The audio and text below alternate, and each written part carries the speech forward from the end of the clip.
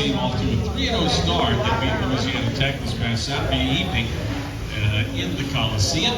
He'll also have his team at home, I think, tomorrow night. I believe they are at home in the Coliseum. Lynn Bishop will be by here a little bit later on. And Colby Carthel on his way as we talk for us about You're up for your final regular season game of the year. That will take place Saturday evening. Oh yeah, so no, he is going to be here. In the Home Price Stadium. You couldn't expect to just say, oh, he's not coming tonight. Conference foes. We have to expect to wait until he comes. The conference a year ago, Abilene was with us in the Southland, went with us to the WAC. They remain in the WAC and play football in the United Athletic Conference. They won their conference by beating Tarleton State this past Saturday, and they'll be here Saturday afternoon. I like her as well. I like the volleyball team. As the Jacks close out the regular season. They won the WAC trophy 2 years ago. Bounce back from really what was a hard-fought, kind of disappointing loss this past Saturday here at home to Carthel. And that one broke out whenever Coach Carthel. You'll hear me ask these, talk about this same stuff here in just a few moments whenever he gets here. But prior to that one, before the Lumberjacks touchdown for Texan. Saturday, they had to kind of slow the thing down. There's a no touchdown for Texan. And score some points. The only thing that they did not do, they did score points. They were field goals, just didn't get it in the end zone enough times, and ended up falling a little bit short against Carthel for 27-20 in that one. Had chances right up until the last 3 or 4 minutes of that ball game to pull out. Got a huge win, and kept postseason hopes alive for the football team. And ball just a little bit short against Carthel this past Saturday. So they get a chance to bounce back this coming Saturday against Abilene Christian. Touched on it earlier when we first started out. Huge basketball tournament here on the campus this week as Lumberjack basketball will be hosting a multi-team event Thursday, Friday, and Saturday. And circling your calendars now because Saturday, the first 500 fans that come to the Coliseum Saturday night will get a commemorative Duke ticket. So it was, what, 5 years ago, I think? About the same time into November. Lumberjack basketball traveled. It went to Duke University and beat Duke, who was ranked number 1 at the time. They had 150 consecutive non-conference home wins. Jack snapped that streak at that point and upset number 1. You doing good tonight? Yeah, I'm doing so good, right. Deborah Humphrey. Good to see you. It's good to see you as well. How many games? Did you get to go to some games this year? Yes, I was able to go to what game? I was able to go to football games. All right, good. And for sure, I go to a couple of basketball games as well. Well, you cheer loud, okay? Sure, and I might even come to some of your games All as right. well. All right, good to see you guys. Good to see you as well. Now I got to talk to Debbie Humphreys, And then Friday night, the legendary volleyball head coach. I believe it's 6:30, either 5:30 or 6:30. Show up at 5. Look who's here, Colby Carthel. Again at 6 o'clock Saturday night. Yeah, that's my coach. Come on. So after touchdown. Well, I was trying to get a prayer. Texans got. Well, you want to root for the Cowboys? Bad times when Well, I'm for the Texans tonight. Did you get the credit? No, I'm just kidding. I want the It hadn't Cowboys. worked for 4 out of the last 5 weeks. We can't print anything for practice. Cowboys just got their first touchdown of the game.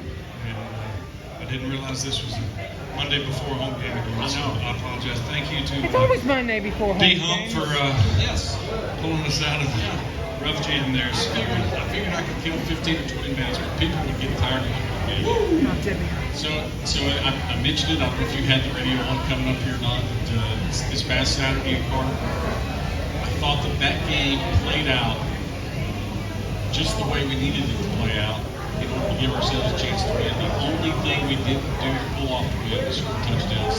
Kick field goals, still score touchdowns. That put the difference again.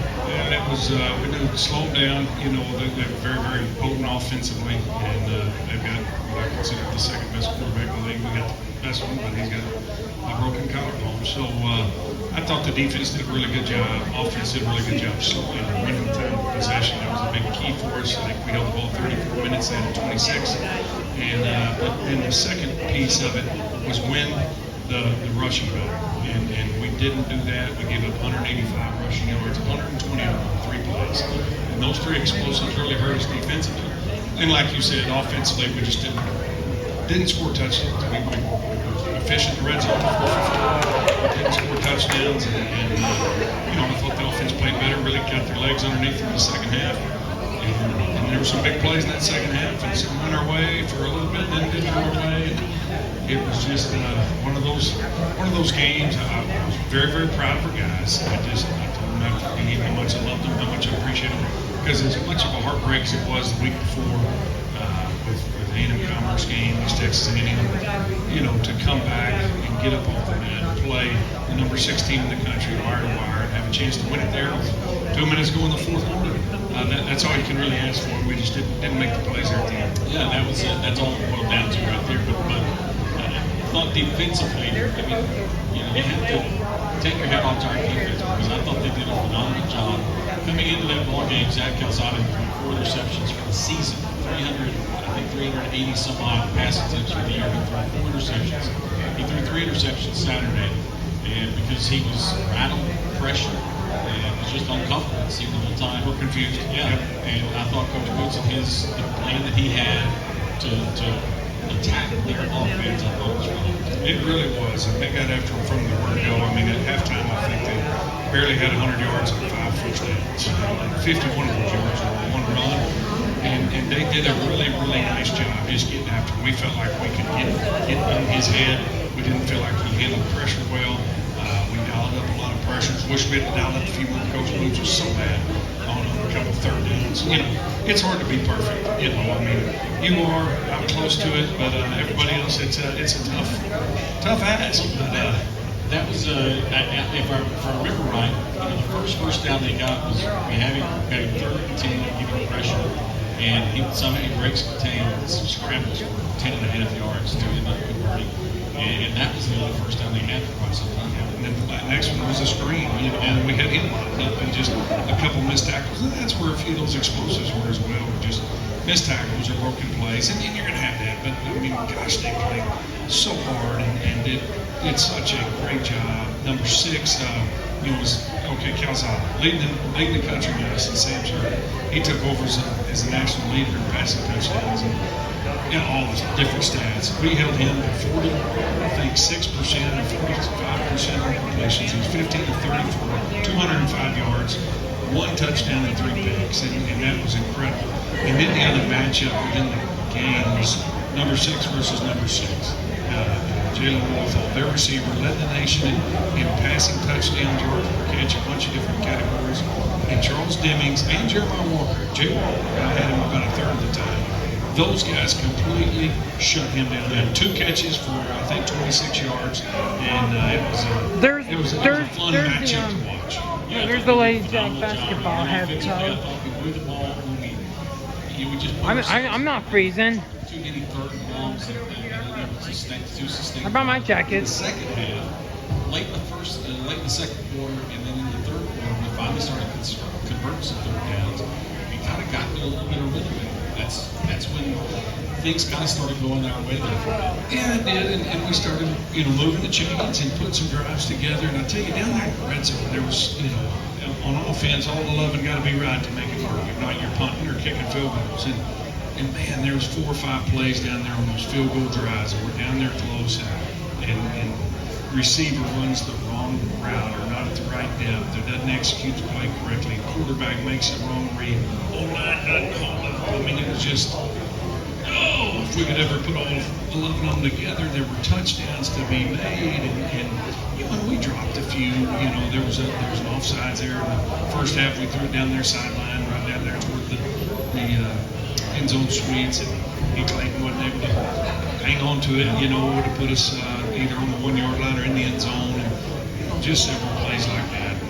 I was proud of Chris Campos, 4 for 4 on field goals, but the first question the media asked, why'd you catch a big field goal? Why did you go for it? Well, it was 4th and 9, 4th and 10, and you know what, if I knew we were going to lose by something, I'd have gone for it every time. The media has the beauty of hindsight, and I don't. So I thought we played it right. We still had a chance to win there in the fourth quarter, and just didn't get it done. Yeah, it was. I thought that it was a phenomenal job of just executing a game plan, both offensively and defensively. And you guys put it together, executed it, gave yourselves a chance to win a ball game against an opponent that really people. I mean, they were on a good run. They lost 2 ball games against Missouri Valley teams in September, and since then they've won 7 in a row. And those 7 haven't even been close.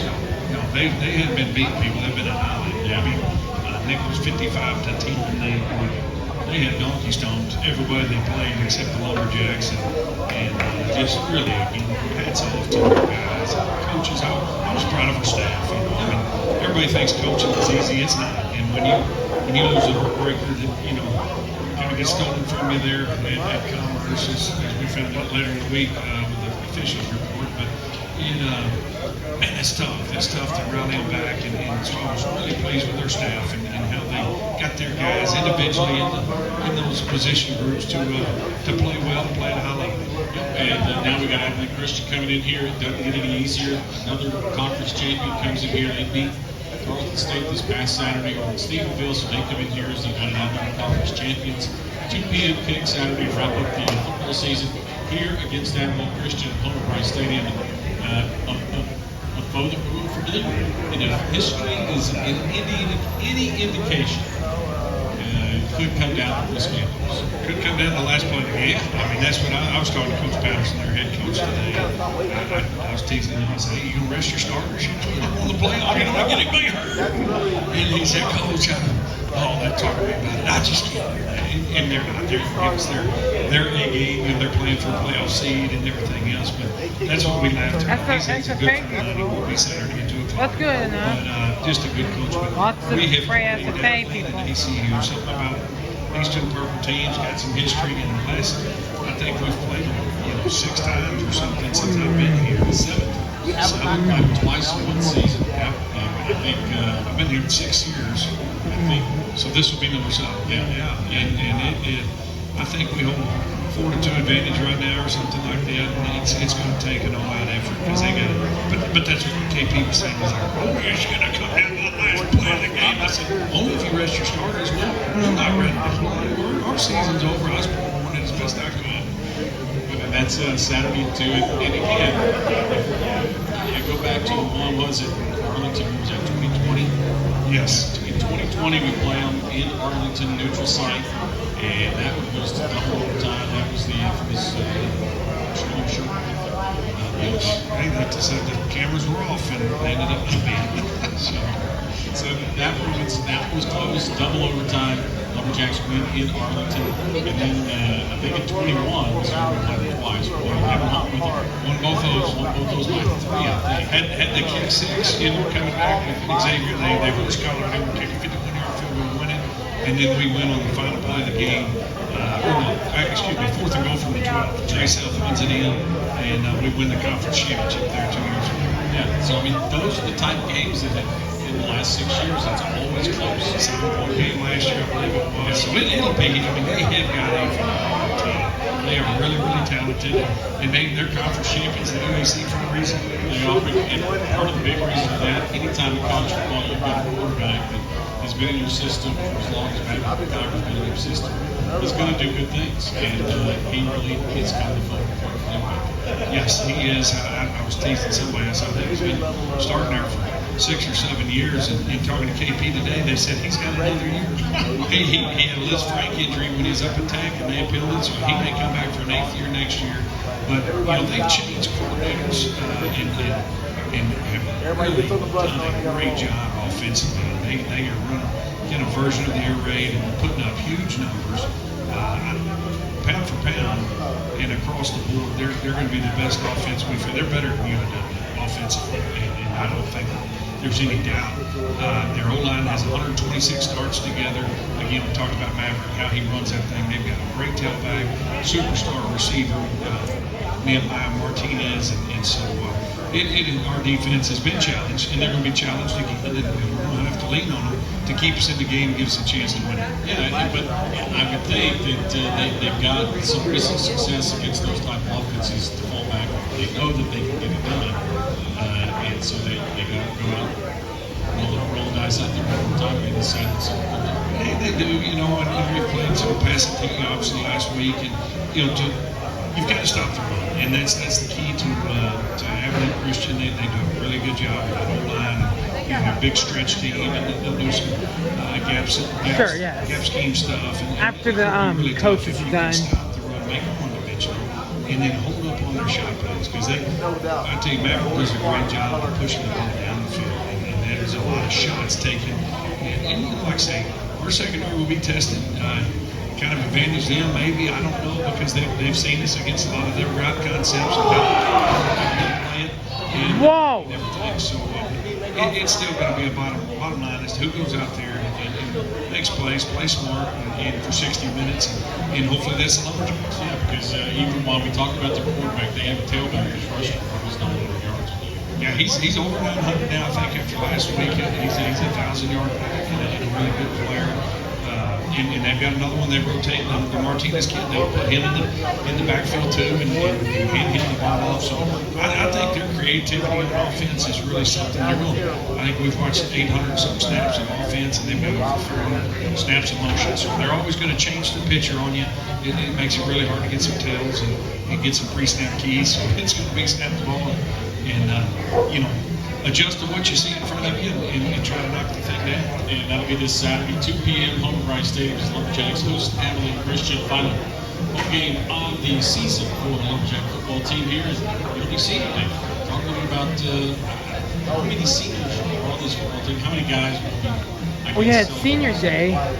It's going to be senior day next week. It's 116. How many players are going to get Everybody's senior? a senior in college athletics nowadays, so you never know who's How many players are going gonna to get be there the next year, next semester. But we do. I think we've got right around 18 or so that we're celebrating that are finishing their eligibility. And what a great group of guys. And some of them been here six years with me the whole time. Chris Campbell's being one of them. He's two field goals shy of moving into second place all-time history of FCS football. And field goals made. He's all-time scorer, kick scorer. He owns so many records here at SFA. It's not even funny. So I'll tell you, I'm going to be sad to watch El Cabrito, in that accent. Some really good guys. Bruce Harmon, Jeremiah Walker, a couple guys been with us a while in the secondary. A couple guys have transferred in. JoJo Cotton, Jaheim Mullen. Those guys have done a great job. Offensively, you got Waylon Jones, who walked on here and became a team leader in our start running back, Ty Love. They're just some really good players and importantly, really good people that have been, a big part of this program. Jermaine Brown, that guy. And the good thing about these guys, I think, of the 15, I think we looked at, 12 already have their degree. Yeah. And so, they're already SFA grads, and they're fixing to move on. So a couple of them will keep playing. We've had a lot of scouts in here for several of those guys, but it's going to be tough. But as I told our team at the team meeting yesterday, it's not about the senior. I want to win for seniors. I want to win for the juniors and the sophomores and the freshmen. This has been a fun year. I know there's been some tough luck and some tough losses, but man, I've had a fun time coaching these guys. This team's very, very close. I just got a good bunch, and it's sad to see it come to an end Saturday because you want to play forever. But unfortunately, that doesn't happen. All right. You say that about your team, whatever, the chemistry of this bunch, how it's kind of come together, and pleasant to be around. See if they can get a touchdown. It doesn't happen every day. It does not. There have been years that I've been around where you win 9 games. We're glad to see it. You're miserable. Yeah. Yes. There's and it's not all on the senior class. It's just sometimes the chemistry's not right. I've been blessed here with really good players and really good kids, and I think our culture is where it needs to be, and the locker room has been for a while. But this has been even a more special group, and there's a lot of them that, like I say, I hadn't led a prayer since the first team meeting. The Lord's been at work in our locker room. Got a lot of guys that have really grown in their faith and shared their faith with each other, and that's neat to see. And that's why I coach. It's a calling. It's not a job.